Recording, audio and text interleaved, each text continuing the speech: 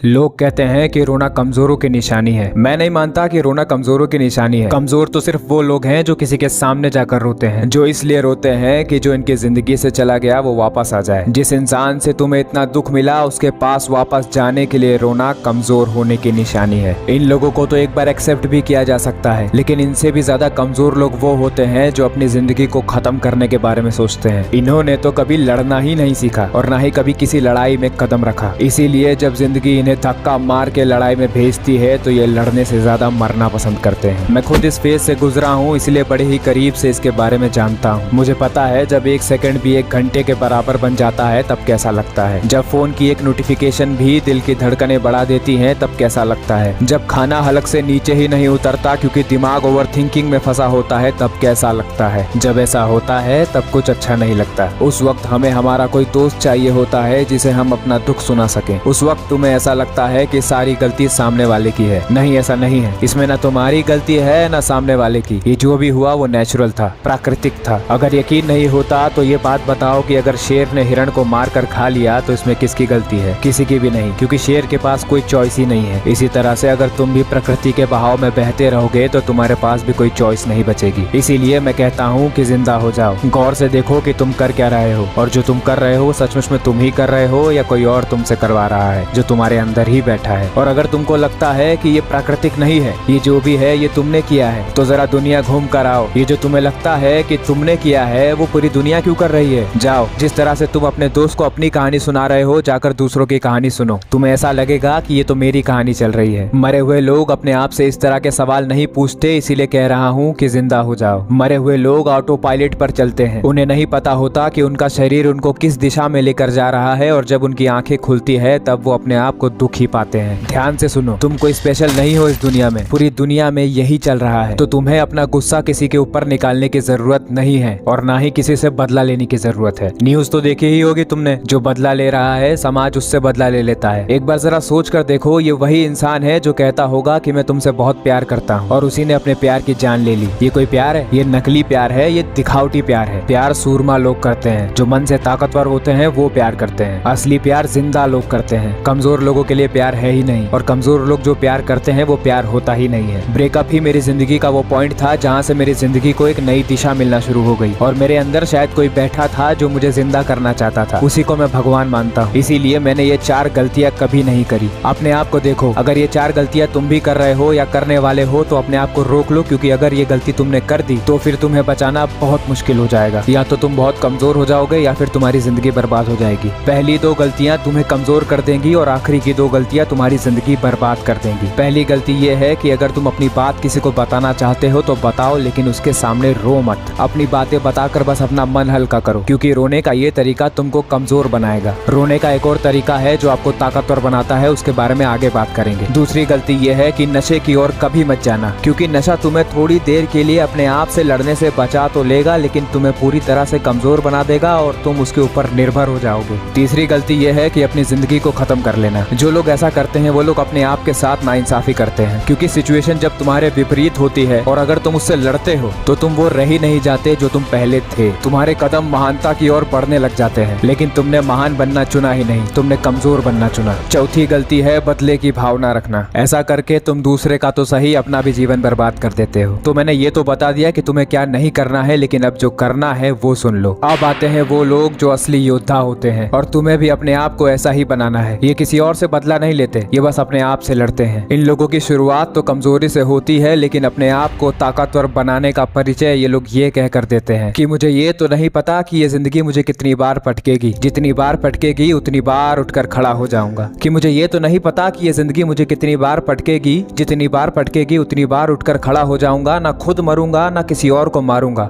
ये लड़ाई में खुद के खिलाफ लड़कर बड़ा हो जाऊंगा। ये लोग तो सबसे पहले इस दुनिया से सिंपैथी लेना बंद कर देते हैं। अपनी दुख भरी दास्तां हर किसी को बताना बंद कर देते हैं, क्योंकि ये समझ जाते हैं कि किसी को कुछ फर्क नहीं पड़ता। अगर तुम्हारा कोई भाई जैसा दोस्त नहीं है जो सचमुच में तुम्हारी बातों को समझता है तो अपना मुंह बंद रखो, और अगर है तो उसके साथ अपनी बातें शेयर करो, लेकिन उसके सामने भी रोना मत।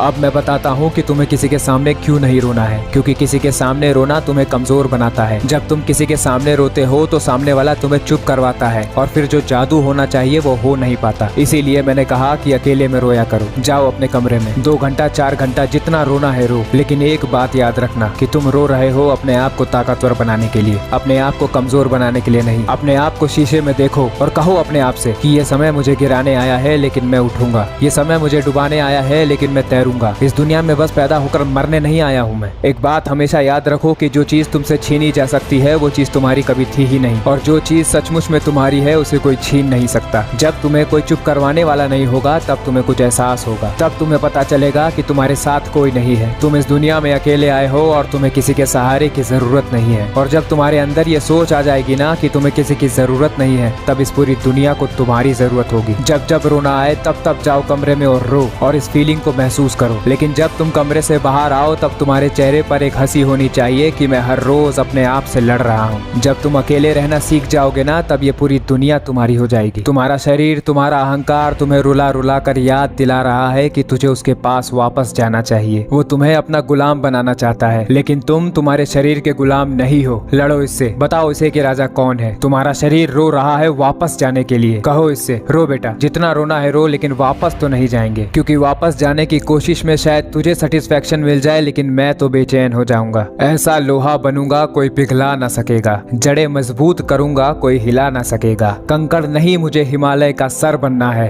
अपने आप को जीत कर मुझे ताकतवर बनना है।